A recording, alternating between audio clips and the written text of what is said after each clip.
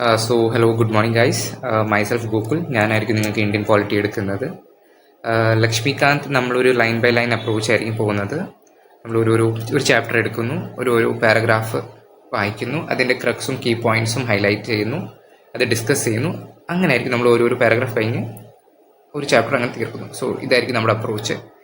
ഈ approach mostly basic ഒരു beginner സ്റ്റുഡൻറ്റിനും Laxmikant നല്ലപോലെ മനസ്സിലാക്കാൻ വേണ്ടിയാണ് ഇത് നമ്മൾ എടുത്തേക്കുന്നത്. It's little bit time consuming, but ഇത് നല്ല എഫക്റ്റീവ് ആയിരിക്കും. നിങ്ങൾക്ക് ഒരു ചാപ്റ്റർ നല്ലപോലെ മനസ്സിലാക്കാൻ ഇത് ഭയങ്കര എഫക്റ്റീവ് ആയിരിക്കും. ഓക്കെ ഗൈസ്, സോ അതുകൊണ്ടാണ് നമ്മൾ ഈ ഒരു അപ്രോച്ച് എടുക്കുന്നത്. ഐ ഹോപ്പ് നിങ്ങൾ എല്ലാവരും 11th ബേസിക് പോളിറ്റി ബുക്സ് ഒക്കെ വായിച്ച് കാണും. NCERTs അത് നിങ്ങൾ 11th and 12th NCERTs must ആണ്. പ്ലീസ്, ഇപ്പോൾ ഒരു 1 month ആയല്ലോ ബേസിക് ക്ലാസ്സസ് എടുത്ത് തുടങ്ങിയിട്ട്. സോ ഐ ഹോപ്പ് നിങ്ങൾ അതെല്ലാം റീഡ് ചെയ്ത് കാണും.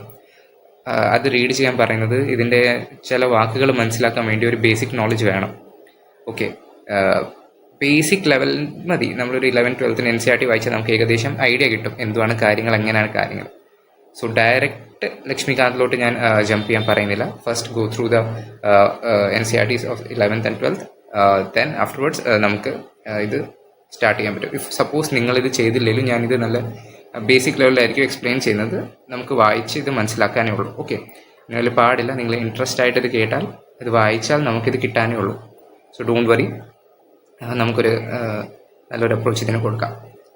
ഓക്കെ, നമ്മൾ ഫസ്റ്റ് ചാപ്റ്റർ എടുക്കുന്നില്ല, നമ്മൾ സെക്കൻഡ് ചാപ്റ്ററിൽ നിന്നാണ് തുടങ്ങുന്നത്, making of the constitution. First chapter എടുക്കാത്തത് അത് മോഡേൺ ഇന്ത്യയുടെ ഒരു ഓവർലാപ്പ് ഉണ്ട്. സോ മോഡേൺ ഇന്ത്യ ഒരു ഏകദേശം ഒരു കാര്യങ്ങളായി കഴിയുമ്പോൾ നമുക്ക് ഈ ചാപ്റ്റർ പിന്നെ എടുക്കാം. സോ ഓക്കെ, സോ നമുക്ക് മേക്കിംഗ് ഓഫ് കോൺസ്റ്റിറ്റ്യൂഷൻ വെച്ചിട്ട് സ്റ്റാർട്ട് ചെയ്യാം. So let start. Making of the constitution. Demand for a constituent assembly. So basically നമുക്കറിയാലോ, നമുക്ക് 1947 ഇൻഡിപെൻഡൻസ് കിട്ടിയത്. ബട്ട് അതിൻ്റെ മുമ്പേ നമ്മുടെ ഈ മീൻസ് ഇൻഡിപെൻഡൻസ് കിട്ടുന്നതിന് മുമ്പേ തന്നെ നമുക്കൊരു കോൺസ്റ്റിറ്റ്യൂവൻറ്റ് അസംബ്ലി ഫോം ചെയ്തായിരുന്നു. ഐ ഹോപ്പ് നിങ്ങൾ ബേസിക് ചാപ്റ്റേഴ്സ് വായിക്കുമ്പോൾ നിങ്ങൾക്ക് കോൺസ്റ്റിറ്റ്യൂവൻറ്റ് അസംബ്ലി എന്തിനത് ഫോം ചെയ്തതെന്നൊക്കെ അറിയായിരിക്കും. നമ്മുടെ കോൺസ്റ്റിറ്റ്യൂവൻറ്റ് അസംബ്ലി ഇല്ലെങ്കിൽ ഞാനിപ്പോൾ ജസ്റ്റ് ഒന്ന് പറഞ്ഞു പോവാം. കോൺസ്റ്റിറ്റ്യൂവൻറ്റ് അസംബ്ലി നമ്മൾ ഫോം ചെയ്തത് നമുക്ക് കോൺസ്റ്റിറ്റ്യൂഷൻ ഡ്രാഫ്റ്റ് ചെയ്യാൻ വേണ്ടിയായിരുന്നു. ഓക്കെ, അതിൻ്റെ അകത്ത് ഒരു അഡൽട്ട് ഫ്രാഞ്ചൈസ് വെച്ചിട്ട് ഇലക്റ്റഡ് മെമ്പേഴ്സ് ആയിരുന്നു എടുത്തത്. ഓക്കെ, ഇലക്റ്റഡ് റീപ്രസെൻറ്റേറ്റീവ് ആയിരുന്നു നമ്മുടെ കോൺസ്റ്റിറ്റ്യൂവൻറ്റ് അസംബ്ലിക്കകത്ത്. അവരായിരുന്നു നമ്മുടെ കോൺസ്റ്റിറ്റ്യൂഷൻ ഡ്രാഫ്റ്റ് ചെയ്തത്. സോ ബേസിക്കലി കോൺസ്റ്റിറ്റ്യൂഷൻ ഡ്രാഫ്റ്റ് ചെയ്യാൻ വേണ്ടി നമ്മളൊരു അസംബ്ലി ഫോം ചെയ്തു, അതായിരുന്നു കോൺസ്റ്റിറ്റ്യൂവൻറ്റ് അസംബ്ലി. ഓക്കെ, ഇനി അതിൻ്റെ ഡീറ്റെയിൽസ് ഒക്കെ വരുന്നുണ്ട്. So let's read the first paragraph. It was in the 1934 that the idea of the Constituent Assembly for India was put forward for the first time by the M.N. Roy, a pioneer of the communist movement in India. In 1935, the Indian National Congress, for the first time, officially demanded the Constituent Assembly to frame the Constitution of India. In 1938, Jawaharlal Nehru, on the behalf of the INC, declared that Constitution of Free India must be framed without the outside interference by a Constituent Assembly elected on the basis of adult franchise. So first പാരഗ്രാഫിൽ നമുക്ക് കിട്ടിയേക്കുന്നത് ആദ്യമായിട്ട് constituent assembly form ചെയ്യണമെന്ന് പറഞ്ഞാൽ. Okay, constituent assembly form ചെയ്ത് പറഞ്ഞ ആരായിരുന്നു? M.N. Roy ആയിരുന്നു. സോ ഇറ്റ്സ് അഗെയിൻ ഇമ്പോർട്ടൻറ്റ്, ഇത് നിങ്ങൾ നോട്ട് ചെയ്യുക. ദാറ്റ് ഈസ് 1934 ആദ്യമായിട്ട് M.N. റോയ് കോൺസ്റ്റിറ്റ്യൂവൻറ്റ് അസംബ്ലി വേണമെന്ന് പറഞ്ഞത്. ഓക്കെ, പുള്ളി ആരായിരുന്നു? ഒരു കമ്മ്യൂണിസ്റ്റ് മൂവ്മെൻറ്റിലെ ഒരു പയനിയർ ആയിരുന്നു. ഓക്കെ, അത് കഴിഞ്ഞിട്ട് 1935 Indian National Congress, that's INC, for the first time officially demand ചെയ്തതായിരുന്നു. ഓക്കെ, ഒഫീഷ്യലി ഡിമാൻഡ് എന്തിനു വെച്ചാണ് ചെയ്തത്? That is officially demand for a constituent assembly to frame the constitution of India. 1938 Jawaharlal Nehru on the behalf of the INC declared that constitution of free India must be framed without the outside interference by constituent assembly elected on the basis of adult franchise. Okay, ഇത് first പാരഗ്രാഫിൽ നിന്ന് നമുക്ക് കിട്ടേണ്ട point എന്താണ്? 1934 M.N. Roy ആണ് ആദ്യമായിട്ട് constituent assembly ഒരു idea put forward ചെയ്തത്. Okay, അത് കഴിഞ്ഞിട്ട് 1935 Indian National Congress officially demand ചെയ്തു. ഓക്കെ, 1935 INC ഒഫീഷ്യൽ ഡിമാൻഡാണ് ചെയ്യുന്നത് എന്തിന്? കോൺസ്റ്റിറ്റ്യൂവൻറ്റ് അസംബ്ലിക്ക് വേണ്ടി. അത് കഴിഞ്ഞിട്ട് 1938 ജവഹർലാൽ നെഹ്റു പറഞ്ഞത് നമ്മുടെ ഇന്ത്യൻ കോൺസ്റ്റിറ്റ്യൂവൻറ്റ് അസംബ്ലി നമ്മൾ ക്രിയേറ്റ് ചെയ്യുന്നെങ്കിൽ അതിൻ്റെ അകത്ത് ഔട്ട്സൈഡിൽ നിന്ന് ഒരു ഇൻ്റർഫറൻസ് ആകാൻ പാടില്ല, നമ്മുടെ നേറ്റീവ് ആൾക്കാരായിരിക്കണം. അവരെങ്ങനെയായിരിക്കും സെലക്ട് ആയി കോൺസ്റ്റിറ്റ്യൂവൻറ്റ് അസംബ്ലി വരേണ്ടത്? Through a basis of adult franchise, ഒരു ഇലക്ഷൻ നടക്കണം. ഓക്കെ, സോ ഫസ്റ്റ് ഒരു പാരഗ്രാഫിൽ നമുക്ക് ഇത്രയും കിട്ടിയാൽ മതി. So move on to the next paragraph. The demand was finally accepted in the principle by the British government, what is known as the August Offer of the 1940. Again, it's important. August Offer of 1940-ലാണ് British government ഇതിനെ agree ചെയ്തത്. എന്തിൻ്റെ demand agree ചെയ്തത്? Constituent assembly form ചെയ്യാനുള്ള. Okay. In 1942, the Sir Stafford Cripps, a member of the cabinet, came to India with a draft proposal of the British government on the framing of an independent constitution to be adopted after the World War II. Okay. ആരായിരുന്നു ഇന്ത്യയിലോട്ട് വന്നത്? Sir Stafford Cripps. Okay. ഈ Cripps പ്രപ്പോസലാണ് ഇനി വരാൻ പോകുന്നത്. So ഈ പേര് important ആണ്. എപ്പോഴാണ് വന്നത്? 1942. അപ്പോൾ 1942 സർ സ്റ്റാഫോർഡ് ക്രിപ്സ് ഇന്ത്യയിൽ വരുന്നു. ആരായിരുന്നു പുള്ളി? ഒരു മെമ്പർ ഓഫ് ക്യാബിനറ്റ് ആയിരുന്നു. പുള്ളി വന്നിട്ട് പറയുന്നു, ഓക്കെ, വേൾഡ് വാർ 2 കഴിഞ്ഞിട്ട് നമുക്ക് എന്തുമായിരിക്കും, ഇന്ത്യക്ക് വേണ്ടി ഒരു കോൺസ്റ്റിറ്റ്യൂഷൻ ഒരു ഇൻഡിപെൻഡൻറ്റ് കോൺസ്റ്റിറ്റ്യൂഷൻ ഫ്രെയിം ചെയ്യണമെന്ന് പറയുന്നു. ഓക്കെ. ഇത് നമ്മൾ എവിടെയാണ് അഡോപ്റ്റ് ചെയ്തത്? That is the Cripps proposal. Okay. But the Cripps proposal were rejected by the Muslim League, which wanted India to be divided into 2 autonomous states with 2 separate constituent assemblies. Finally, a cabinet mission was sent to India. While it rejected the idea of the 2 constituent assemblies, it put forth a scheme for the constituent assembly which more or less satisfied the Muslim League. So, clear, yeah? So the next paragraph നമുക്ക് ഇത്രയും മനസ്സിലായി. August ഓഫറിലാണ് ആദ്യമായിട്ട് British government ഇത് allow ചെയ്തത് for the demand of A constituent assembly. Okay. അത് കഴിഞ്ഞിട്ട് sir Stafford Cripps വരുന്നു. പുള്ളി ഒരു മെമ്പർ ഓഫ് ക്യാബിനറ്റ് ആയിരുന്നു. പുള്ളി ഇന്ത്യയിലോട്ട് വരുന്നു, ഒരു പ്രപ്പോസൽ ഡ്രാഫ്റ്റ് ചെയ്യുന്നു. പക്ഷേ അവർ ആര് റിജക്ട് ചെയ്യുന്നു? മുസ്ലിം ലീഗ്. കോൺഗ്രസ് ആൻഡ് മുസ്ലിം ലീഗ് ആയിരുന്നു ഇൻഡിപെൻഡൻസ് അടുത്ത് വന്നുകൊണ്ടിരുന്നപ്പോൾ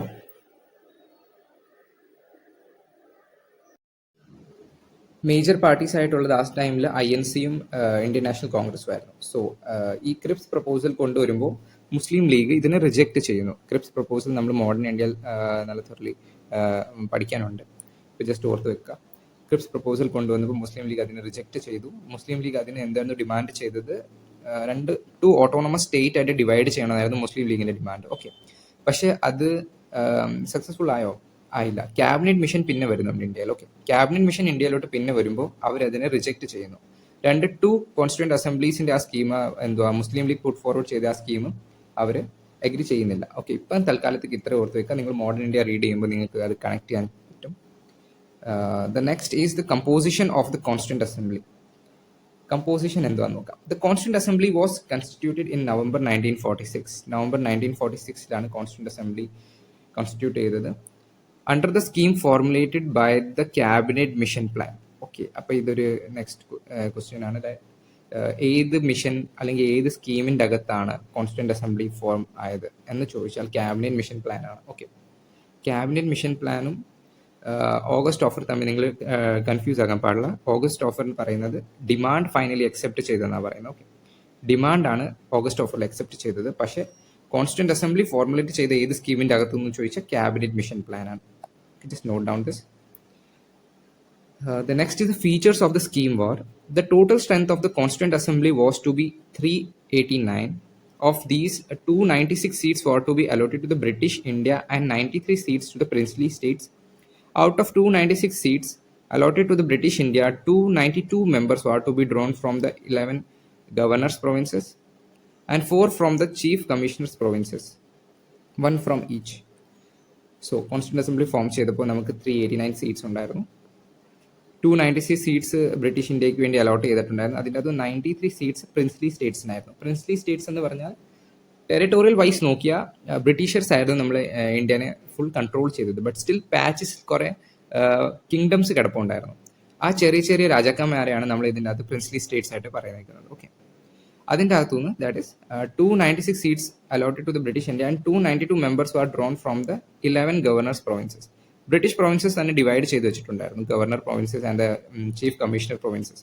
ഗവർണർ എവിടെയാണോ ഹെഡ്, ഏത് പ്രൊവിൻസിൻ്റെ ഹെഡാണോ അവിടെ ഗവർണർ പ്രൊവിൻസ് എന്ന് വിളിച്ചു. ചീഫ് കമ്മീഷണർ പ്രൊവിൻസിൻ്റെ ഹെഡ് ചീഫ് കമ്മീഷണർ ആയിരുന്നു. സോ അതിൻ്റെ അകത്തൊരു 4 ഉണ്ടായിരുന്നു. ഓക്കെ. ഇത് കൺഫ്യൂസ് ആകേണ്ട ആവശ്യമില്ല, ജസ്റ്റ് വായിച്ചു പോകുക, അത്രേ ഉള്ളൂ. ഫീച്ചേഴ്സ് മാത്രം. Each province and the princely states were to be allotted seats in the proportion to their respective population.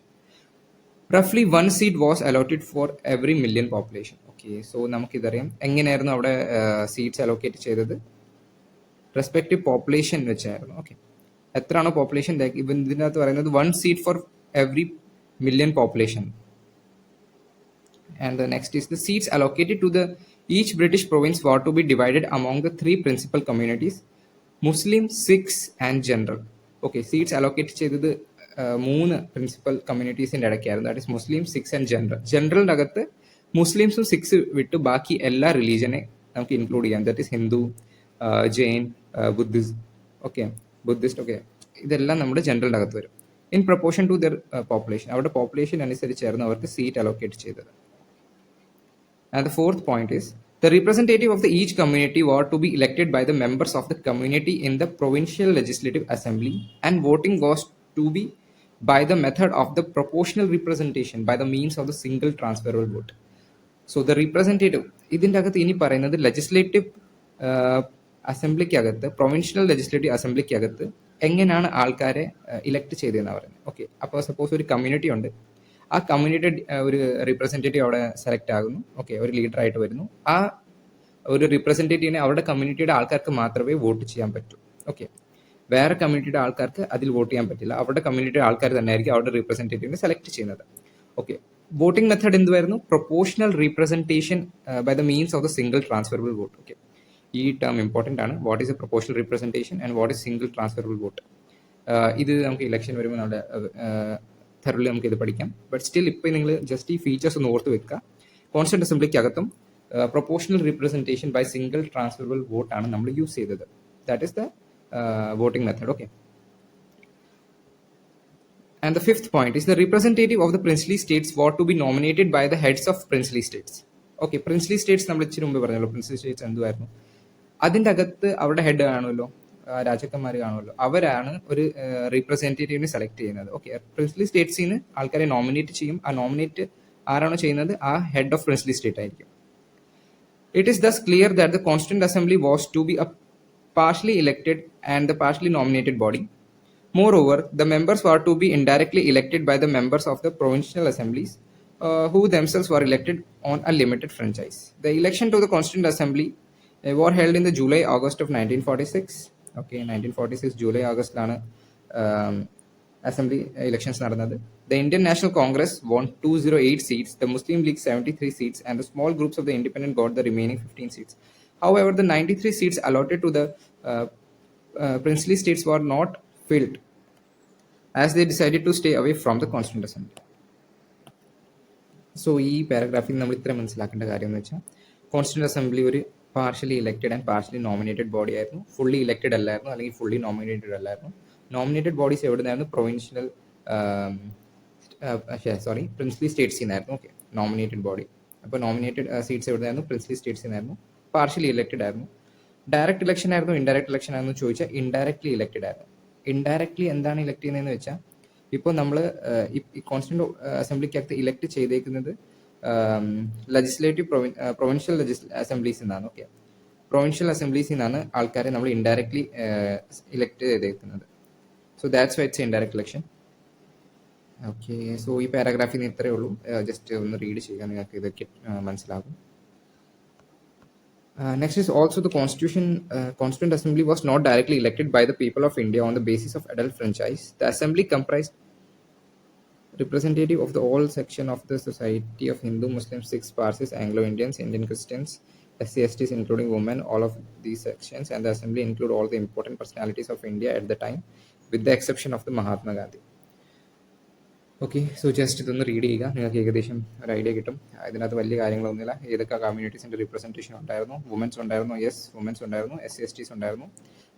ഏകദേശം എല്ലാ ഇമ്പോർട്ടൻറ്റ് പേഴ്സണാലിറ്റീസ് ഇതിൻ്റെ അകത്ത് ഉണ്ടായിരുന്നു. ബട്ട് മഹാത്മാഗാന്ധി ഇതിൻ്റെ ഒരു ഭാഗം അല്ലായിരുന്നു. ഓക്കെ, പിന്നെ ഓർത്തിരിക്കേണ്ട ഒരു ഇമ്പോർട്ടൻറ്റ് കാര്യം എന്ന് വെച്ചാൽ ഇതിൻ്റെ അകത്ത് പറയുന്നുണ്ട് ബേസിസ് ഓഫ് അഡൽട്ട് ഫ്രാഞ്ചൈസ് അല്ലായിരുന്നു.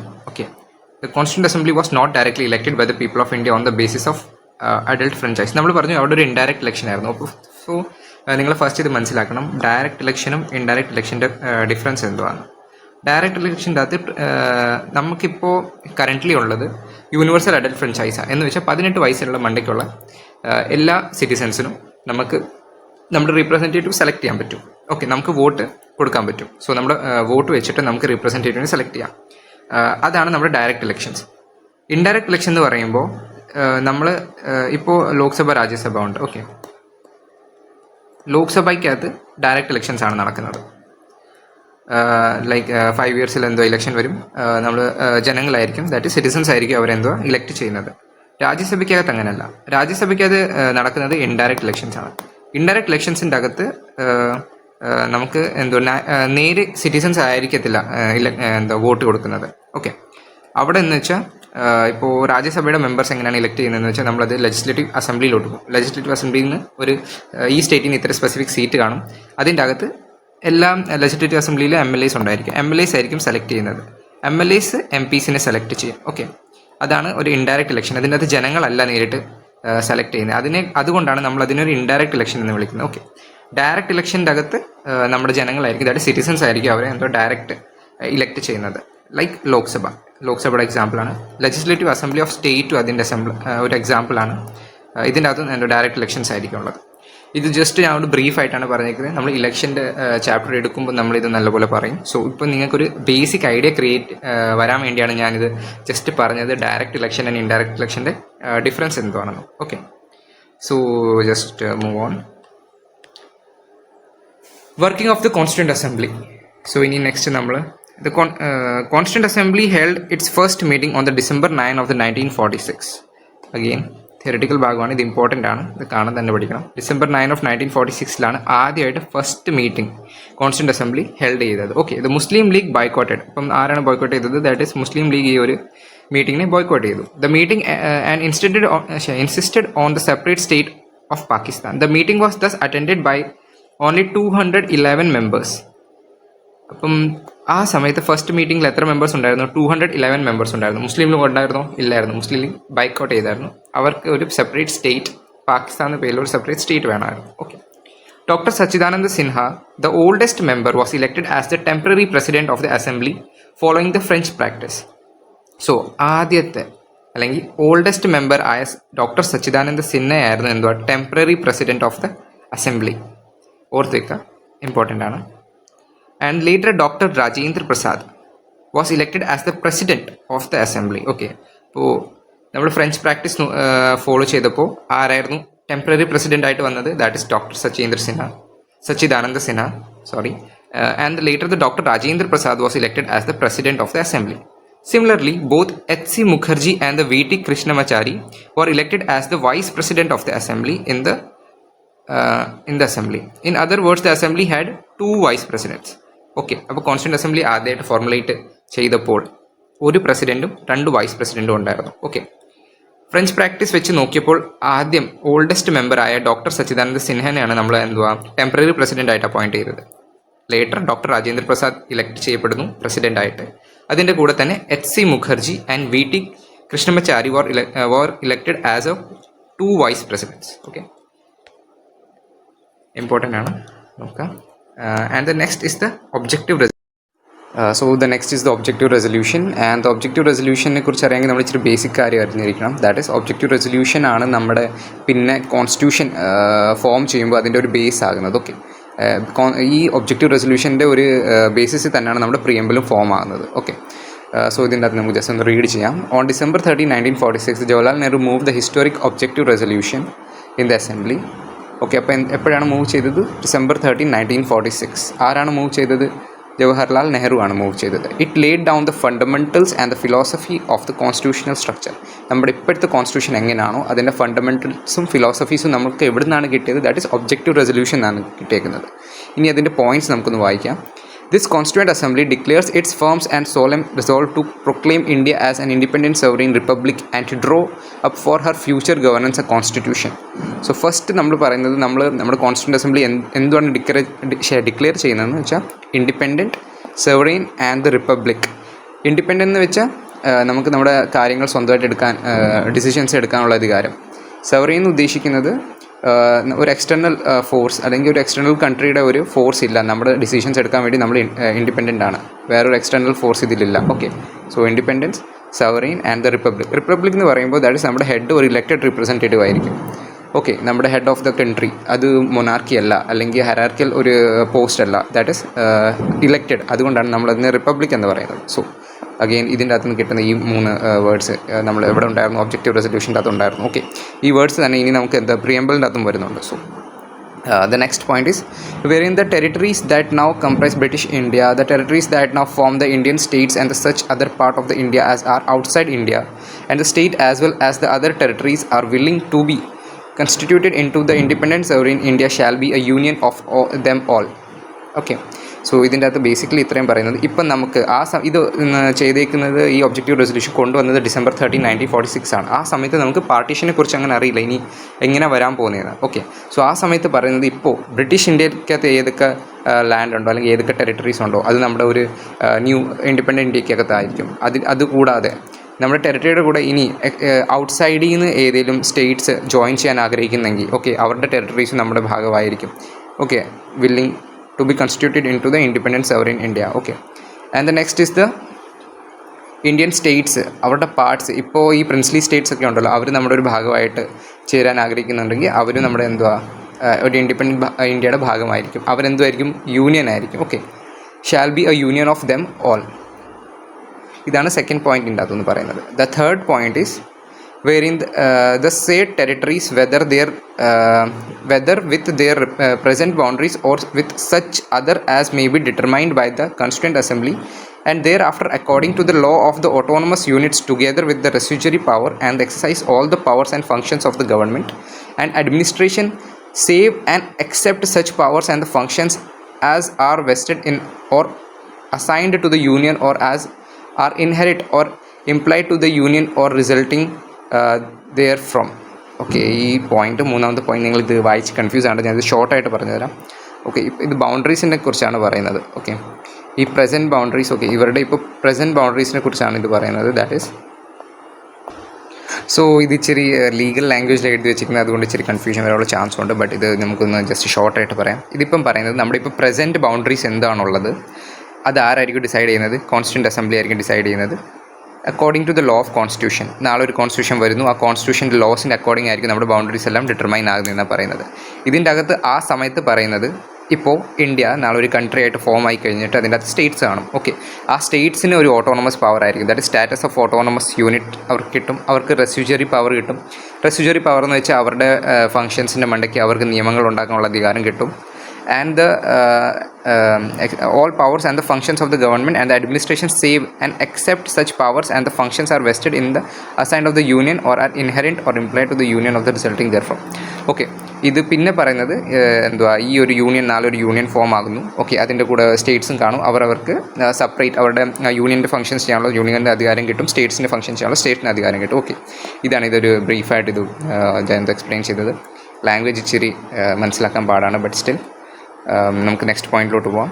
wherein all powers and the authority of the sovereign independent India is constituent parts and organs of the government are derived from the people. Okay, നാലാമത്തെ പോയിന്റ് പറയുന്നത് നമ്മുടെ അതോറിറ്റി, നമ്മുടെ power, നമുക്ക് നമ്മുടെ independent sovereign ഇന്ത്യക്ക് നമ്മുടെ powers എവിടെ നിന്നാണ് കിട്ടുന്നത്, അത് നമുക്ക് കിട്ടുന്നത് അവരുടെ പീപ്പിളിൽ നിന്നാണ്. That is it is derived from the people. Okay, the fifth point is wherein shall be guaranteed and the secure to all the people of the India justice, social, economic and political, equality of status, of opportunity and the before the law, the freedom of thought, expression, belief, faith, worship, vocation, association and the action subject to the law and the public morality.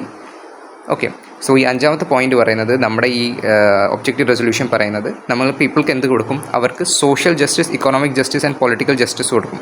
So ഈ words നമുക്ക് പ്രിയമ്പിളിലും കാണാൻ പറ്റും. Okay, equality of status of opportunity, അവർക്ക് status of ഓപ്പർച്യൂണിറ്റിക്ക് ഒരു equality കിട്ടും. ലോയുടെ മുമ്പിൽ എല്ലാവരും ഈക്വൽ ആയിരിക്കും.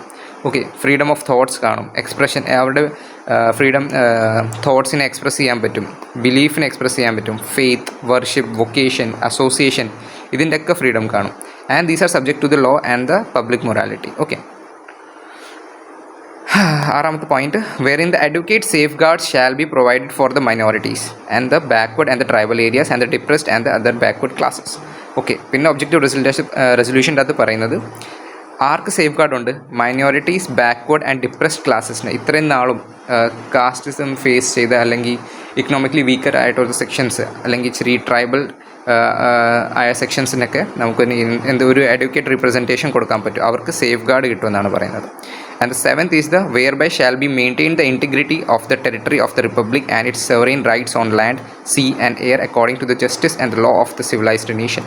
ഇത് ഇച്ചിരി കൂടെ ഒരു dramatic ലൈൻസാണ്.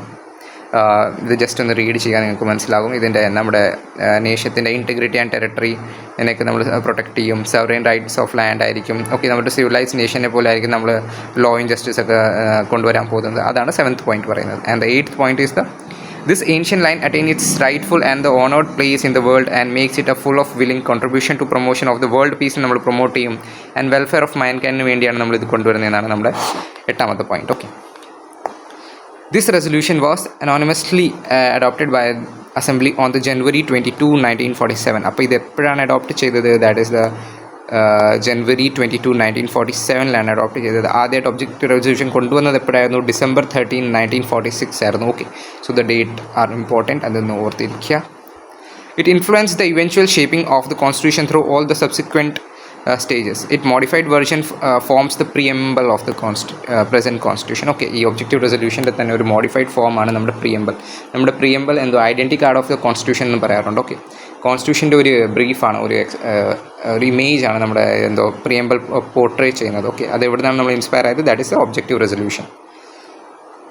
So guys, I hope objective resolution നിങ്ങൾക്ക് ക്ലിയർ ആയിരിക്കും. ഒബ്ജക്റ്റീവ് റെസൊല്യൂഷൻ ഒരു ഇമ്പോർട്ടൻ്റ് ആയ ഒരു ടോപ്പിക്കാണ്. ഇത് നിങ്ങൾക്ക് ഒരു പ്രാവശ്യം റീഡ് ചെയ്തിട്ട് മനസ്സിലായില്ലെങ്കിൽ പ്ലീസ് അഗെയിൻ ആൻഡ് അഗെയിൻ ഇരുന്ന് റീഡ് ചെയ്യുക. ഈ വീഡിയോ ഒന്നും കൂടെ കാണുക. ഓക്കെ, നിങ്ങൾക്കിത് ഏകദേശം ഒരു ക്ലിയർ ആകും. Now the next is the changes by the Independence Act.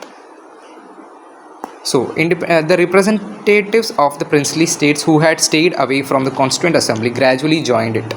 Okay, ആദ്യം നമുക്കറിയാം, നമുക്ക് 389 സീറ്റ്സ് ഉണ്ടായിരുന്നു. 389 സീറ്റ്സ് ഡിവൈഡ് ആകുന്നതിന് മുമ്പേ ആയിരുന്നല്ലോ. ഓക്കെ, മുസ്ലിം ലീഗ് ഡിവൈഡ് ആയി കഴിയുമ്പോൾ ആ സീറ്റ്സ് റെഡ്യൂസ് ആകുന്നുണ്ട്. ആ സമയത്ത് നമുക്ക് 93 പ്രിൻസ്ലി സ്റ്റേറ്റ്സ് ഉണ്ടായിരുന്നു. അപ്പോൾ ആ 93 പ്രിൻസ്ലി സ്റ്റേറ്റ്സും അവർ നമ്മൾ ജോയിൻ ചെയ്തിട്ടില്ലായിരുന്നു. ഓക്കെ, അവർ പറഞ്ഞത് എന്തോ നമുക്ക് ഇൻഡിപെൻഡൻറ്റ് ഇന്ത്യ ആവശ്യമില്ല, അവർക്കിപ്പോൾ തന്നെ എന്തോ കിങ്ഡംസ് ഉണ്ട്, അവരെന്തിനാ അവരുടെ കിങ്ഡംസ് വിട്ടിട്ട് ഇൻഡിപെൻഡൻറ്റ് ഇന്ത്യക്ക് വേണ്ടി അവരുടെ പ്രോപ്പർട്ടി എല്ലാം കൂടെ അവരുടെ പവർക്ക് കൊടുക്കുന്നതെന്ന്. ഓക്കെ, ആ സമയത്ത് അവർ മാറി നിന്നായിരുന്നു. ബട്ട് അത് കഴിഞ്ഞിട്ട് അവർക്ക് മനസ്സിലായി, ഓക്കെ, ഇങ്ങനെ മാറി നിന്നിട്ട് കാര്യമില്ല, നമുക്ക് ഇതിൻ്റെ കൂടെ വന്ന് ചേരുമെന്ന്. അപ്പോൾ അവർ പിന്നെ അതിൻ്റെ ഗ്രാജുവലി ജോയിൻ ചെയ്യുന്നുണ്ട്. അതാണ് ഈ പറയുന്നത്. On April 28, 1947 the representative of the 6 states were part of the assembly after the acceptance of the Mountbatten Plan of the June 3, 1947.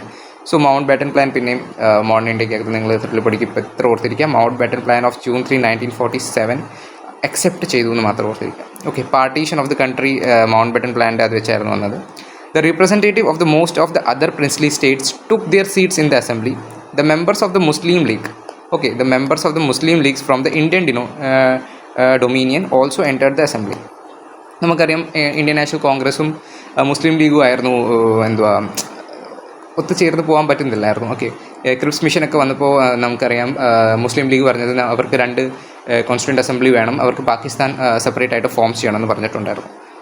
But later മുസ്ലിം ലീഗിൻ്റെ അകത്ത് തന്നെ ഇന്ത്യൻ ഡൊമീനിയൻ ഉള്ള ആൾക്കാരും ഉണ്ടായിരുന്നു. ലൈക്ക് ഇന്ത്യയെ തന്നെ അവർക്ക് സെപ്പറേഷൻ വേണ്ട, അവർക്ക് ഇന്ത്യയിൽ തന്നെ താമസിച്ചാൽ മതി, ഇന്ത്യയുടെ ഒരു പാർട്ടായിട്ട് തന്നെ നീങ്ങണം എന്നുള്ള ഒരു ആൾക്കാരായിരുന്നു ആ സമയത്തുള്ള അവർ. പക്ഷേ എന്തോ നമ്മുടെ ഈ അസംബ്ലിക്കകത്ത് പിന്നെ വരുന്നുണ്ട്.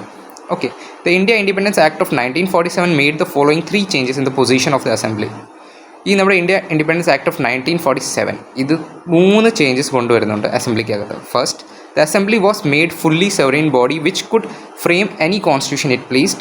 The act empowered the assembly to abrogate or alter any law made by the British Parliament in relation to India.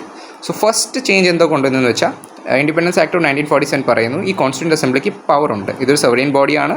Okay, fully സവറൈൻ ബോഡിയാണ്, ഇതിന് പവർ ഉണ്ട്, ഇതിന് ഇഷ്ടമുള്ള അവരുടെ ആൾക്കാർക്ക് എങ്ങനെയാണോ ഇഷ്ടം അങ്ങനത്തെ കോൺസ്റ്റിറ്റ്യൂഷൻ ഫോം ചെയ്യാനുള്ള. ഓക്കെ, രണ്ടാമത്തെ പവർ അസംബ്ലിക്ക് കൊടുത്തേക്കുന്നതെന്ന് വെച്ചാൽ അവർക്ക് ബ്രിട്ടീഷ് പാർലമെൻറ്റ് ഉണ്ടാക്കിയ റൂൾസ് ഉണ്ട് റിലേറ്റഡ് ടു ഇന്ത്യ, അത് അവർക്ക് ഓൾട്ടർ ചെയ്യാൻ പറ്റും. ഓക്കെ, ഇതായിരുന്നു ആദ്യത്തെ point. The next is the assembly also become a legislative body.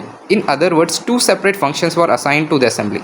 അപ്പോൾ ആ സമയത്ത് നമുക്കറിയാം ഇപ്പം വരെ നമ്മൾ കോൺസ്റ്റിറ്റ്യൂൻ്റ് അസംബ്ലിയെ ഇലക്ട് ചെയ്തിട്ടുണ്ട്. ഓക്കെ, കോൺസ്റ്റിറ്റ്യൂൻ്റ് അസംബ്ലി എന്തിനാണ് വന്നത്? കോൺസ്റ്റിറ്റ്യൂഷൻ ഡ്രാഫ്റ്റ് ചെയ്യാനാണ് വന്നത്. ഓക്കെ, ബട്ട് സ്റ്റിൽ നമ്മുടെ അസംബ്ലിക്ക് രണ്ട് ഫംഗ്ഷൻ ഉണ്ടായിരുന്നു. 2 separate functions for assign to the assembly. എന്തൊക്കെയായിരുന്നു? That is first is the making of the constitution, നമ്മുടെ കോൺസ്റ്റിറ്റ്യൂഷൻ ഡ്രാഫ്റ്റ് ചെയ്യുക for the free India, and enacting the ordinary law of the country. Enacting the ordinary law എന്ന് പറയുമ്പോൾ legislative power, ആ സമയത്തുള്ള കൺട്രിയുടെ ലോസും കാര്യങ്ങളൊക്കെ ചെയ്യാൻ വേണ്ടി നമ്മുടെ ഇപ്പോൾ പാർലമെൻറ്റ് ഉള്ള പോലെ ആ സമയത്ത് ആരായിരുന്നു ചെയ്തത്? കോൺസ്റ്റിറ്റ്യൂൻ്റ് അസംബ്ലി ആയിരുന്നു ചെയ്തത്. These 2 task are to be performed on the separate days. Okay, ഈ രണ്ട് ഇപ്പോൾ മേക്കിംഗ് ഓഫ് കോൺസ്റ്റിറ്റ്യൂഷന് വേണ്ടി അസംബ്ലി ചേരുമ്പോൾ അത് വേറൊരു സെപ്പറേറ്റ് ഡേയ്സിലായിരിക്കും ആ ഫംഗ്ഷൻ ചെയ്യുന്നത്.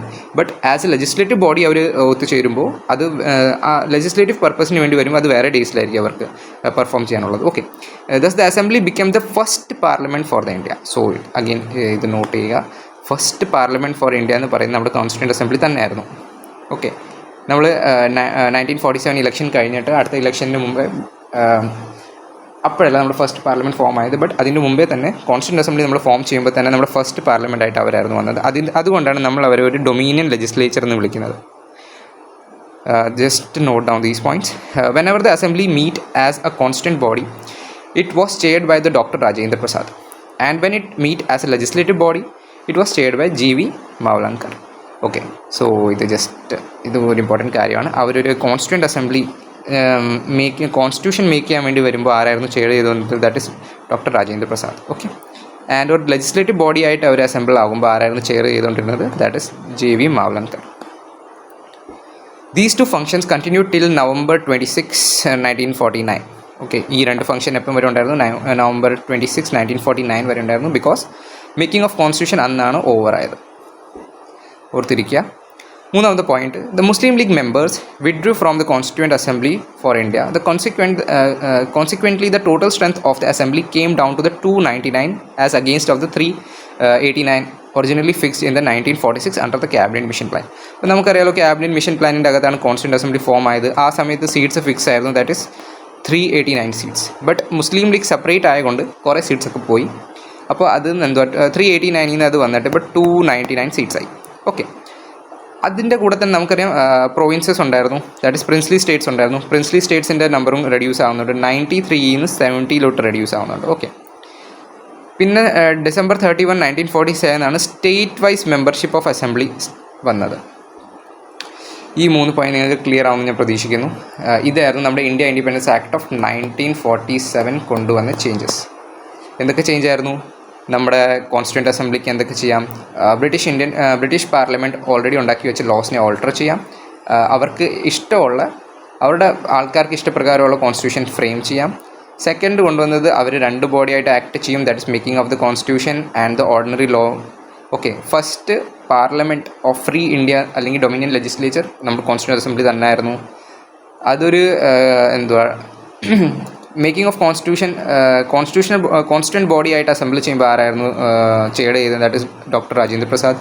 ആൻഡ് ലെജിസ്ലേറ്റീവ് ബോഡി ആയിട്ട് ചെയർ ചെയ്യുമ്പോൾ G.V. മാവ്ലങ്കർ ആയിരുന്നു. ഓക്കെ, November 26, 1946 ആണ് നമ്മുടെ making of the constitution over ആയത്. Okay, and the third point is cabinet mission പ്ലാനിൻ്റെ അകത്ത് കൊണ്ടുവന്ന സീറ്റ്സ് നമ്മൾ സെപ്പറേറ്റ് ആയി കഴിഞ്ഞപ്പോൾ അതിന് പ്രൊവിൻസിൻ്റെ സീറ്റ്സ് കുറഞ്ഞു. ദാറ്റ് ഇസ് 389 നിന്ന് 299 സീറ്റ്സ് ആയി. 93 പ്രിൻസ്ലി സ്റ്റേറ്റ്സിൽ നിന്ന് 70 പ്രിൻസ്ലി സ്റ്റേറ്റ്സ് ആയി. Okay, so these are the main points, and the next is the other functions performed. In addition to the making of the constitution and enacting of the ordinary law, the constituent assembly also performed the following functions.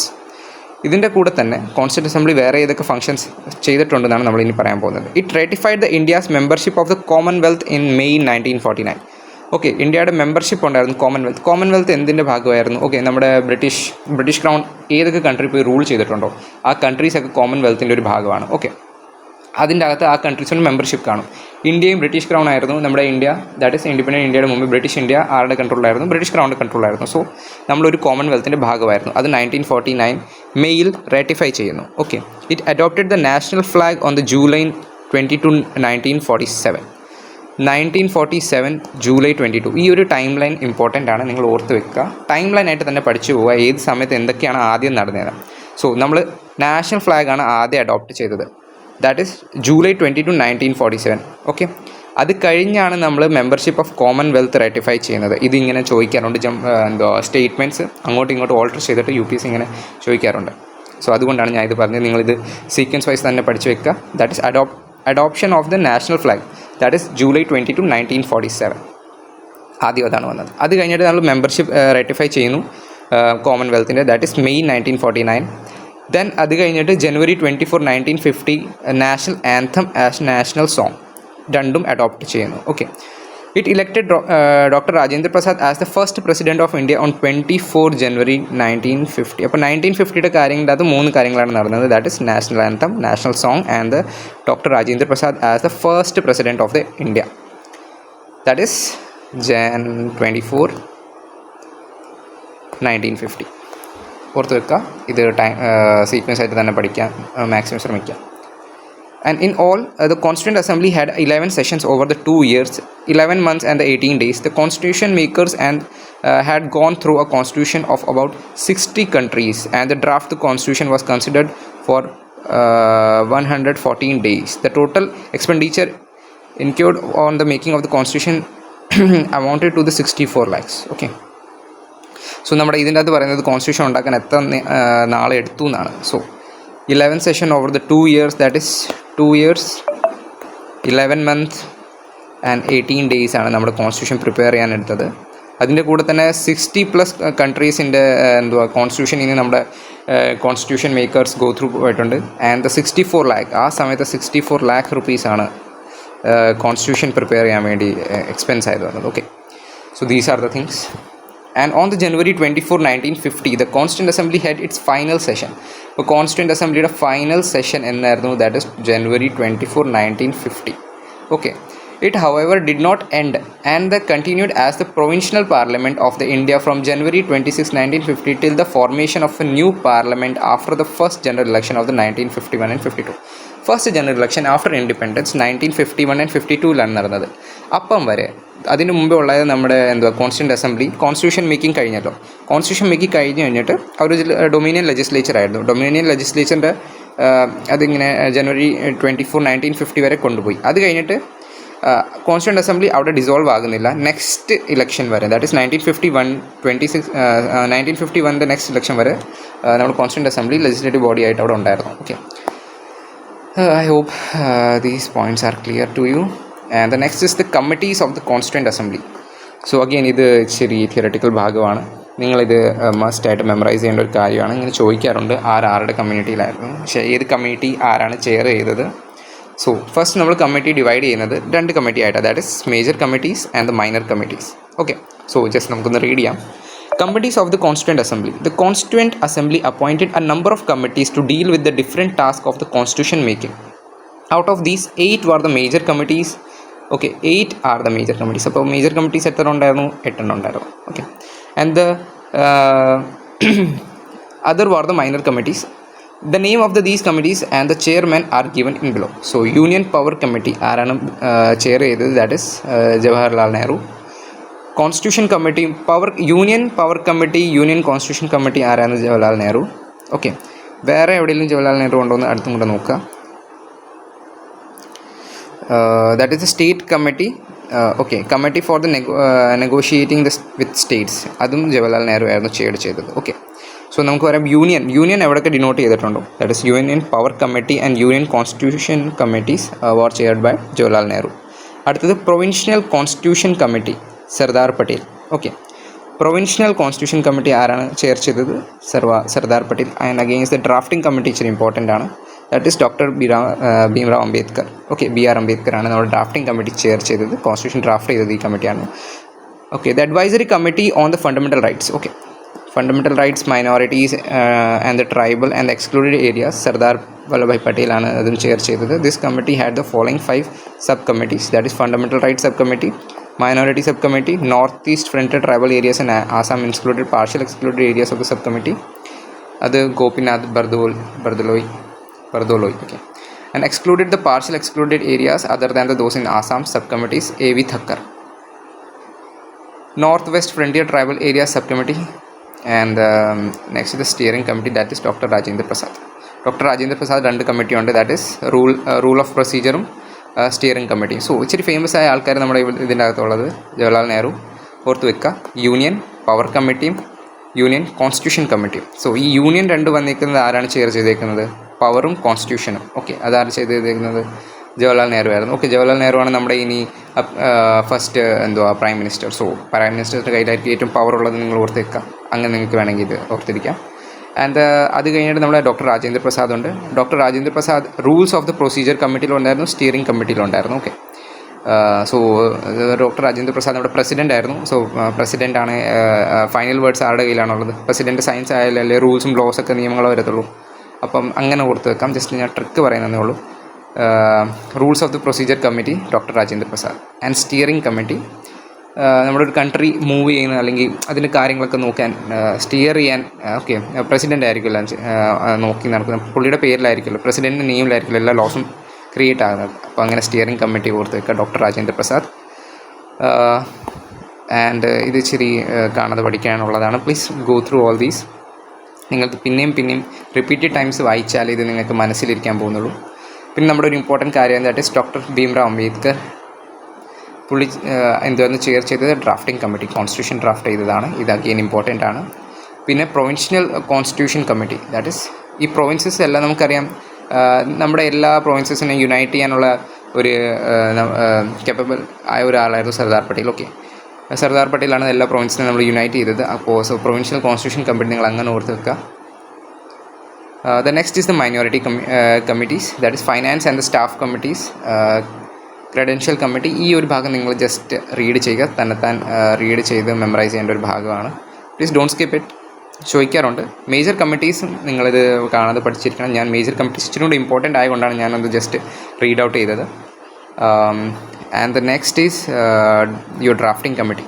Okay, that is doctor ആരാണ് drafting committee chair ചെയ്തത്? നമ്മൾ ഇച്ചിരി മുമ്പ് discuss ചെയ്തായിരുന്നു. That is doctor Bhimrao Ambedkar ആണ് chair ചെയ്തത്. Among all the committees of the constituent assembly, the most important committee was the drafting committee setup on the August 29, 1947. അപ്പോൾ August 29, 1947 നമ്മുടെ ഡ്രാഫ്റ്റിംഗ് കമ്മിറ്റി സെറ്റപ്പ് ആയത്. ഓക്കെ, ഈ ഇമ്പോർട്ടൻ്റ് ആണ്, ഇത് note down ചെയ്തിരിക്കുക. ഇത് ഒരു UPSC ആസ്പിറന്റ് എന്തായാലും അറിയേണ്ട ഇച്ചിരി ഡേറ്റ്സ് ഒക്കെയാണ്. That is August 29, 1947 drafting committee. Okay, it was this committee that was entrusted with the task of preparing the draft of the new constitution. It consisted of the 7 members. എത്ര members ഉണ്ടായിരുന്നു? 7 members ഉണ്ടായിരുന്നു. They are chairman ആയിട്ട് doctor Bhimrao Ambedkar ആയിരുന്നു, N. Gopalaswamy Ayyangar, Alladi Krishnaswamy Iyer, and doctor KM Munshi, Syed Muhammad Saadulla, and N. Madhav Rau. Okay, he replaced the BL Mittal who resigned due to the ill health, and the TT Krishnamachari. Okay, he replaced the DP Khaitan who died in the 1948. അപ്പോൾ എത്ര members ഉണ്ടായിരുന്നു? 7 members ഉണ്ടായിരുന്നു. ആരൊക്കെയായിരുന്നു? Names ഇത് കൊടുത്തിട്ടുണ്ട്. So please ഇവിടെ പറ്റുമെങ്കിൽ ഇവരുടെ നെയിംസും കൂടെ നിങ്ങൾ മെമ്മറൈസ് ചെയ്യാൻ നോക്കുക. The drafting committee, after taking into the consideration the proposal of the various committees, prepared the first draft of the Constitution of India, which was published in the February 1948. The people of India were given 8 months to discuss the draft and the proposal amendments. Okay, in the light of the public comments, criticism, and the suggestion that the drafting committee prepared a second draft which was published in the October 1948. The drafting committee took less than 6 months to prepare its draft. In all, it sat only for 114 days. So ഈ പാരഗ്രാഫിൽ നമ്മൾ പറയുന്നത് constituent assembly അല്ലെങ്കിൽ drafting committee ആദ്യത്തെ draft, okay, first draft എപ്പോഴാണ് prepare ചെയ്തത്? That is ഫെബ്രുവരി 1948 ആദ്യത്തെ draft prepare ചെയ്തത്. അത് കഴിഞ്ഞിട്ട് 8 months കൊടുത്തു നമ്മുടെ പീപ്പിൾ ഓഫ് ഇന്ത്യയ്ക്ക്, ഗിവൻ 8 months. ആ സമയത്ത് നമുക്ക് അവരുടെ അമെൻമെൻറ്റ്സ് പ്രൊപ്പോസ് ചെയ്യാൻ പറ്റും. ഓക്കെ, അത് കഴിഞ്ഞിട്ട് സെക്കൻഡ് ഡ്രാഫ്റ്റ് നമ്മൾ പബ്ലിഷ് ചെയ്യുന്നത് ഒക്ടോബർ 1948 ഡ്രാഫ്റ്റിംഗ് കമ്മിറ്റി പബ്ലിഷ് ചെയ്യുന്നത്. അത് കഴിഞ്ഞിട്ട് അവർ 6 months എടുത്തു to prepare its draft, and 141 days ആണ് ഇത് എല്ലാം കൂടെ അവർ ഇതിനു വേണ്ടി സിറ്റ് ചെയ്തത്. Okay, so this is your drafting committee and this is your constitution. Drafting committee important ആണ്. അഗെയിൻ റീഡ് ചെയ്യുക, മനസ്സിലാക്കുക, മെമ്മറൈസ് ചെയ്യുക. Okay, so going to the next part, that is the enactment of the constitution. Enactment of the constitution. ഇന്ന് first class ആയതുകൊണ്ട് നമ്മൾ അധികം length ആക്കുന്നില്ല. Okay, അപ്പം നമുക്ക് ഇന്ന് ഇത് ഇവിടെ വെച്ച് നിർത്താം. ആൻഡ് നെക്സ്റ്റ് ക്ലാസ് നമുക്ക് ഇനി എനാക്ട്മെൻറ്റ് ഓഫ് ദ കോൺസ്റ്റിറ്റ്യൂഷൻ ഇന്ന് എടുക്കാം. ഓക്കെ, ഈ നെക്സ്റ്റ് ക്ലാസ് അധികം ലെങ്തി ആകത്തില്ല. ഈ ചാപ്റ്റർ ഇപ്പോൾ തീരാറായി. Enforcement of the constitution, expert committee and criticism of the constituent assembly. ഇത് ഞാൻ പറയത്തില്ല, നിങ്ങൾ തന്നെ റീഡ് ചെയ്യുക. Then the next is Hindi text of the constitution and the important facts. Okay, ഇതും കൂടെ ഉള്ളൂ. അപ്പോൾ നെക്സ്റ്റ് ക്ലാസ് ഷോർട്ട് ആയിരിക്കും. ഒരു ചാപ്റ്റർ കഴിഞ്ഞിട്ട് ഈ ചാപ്റ്ററിൻ്റെ റിലേറ്റഡ് ക്വസ്റ്റ്യൻസ് ഞാൻ എന്തായാലും ഇതിൻ്റെ കൂടെ തന്നെ അറ്റാച്ച് ചെയ്യുന്നതായിരിക്കും. അത് നിങ്ങൾ ചെയ്യുക. Okay, so thank you guys. That's all for today. See you in the next class.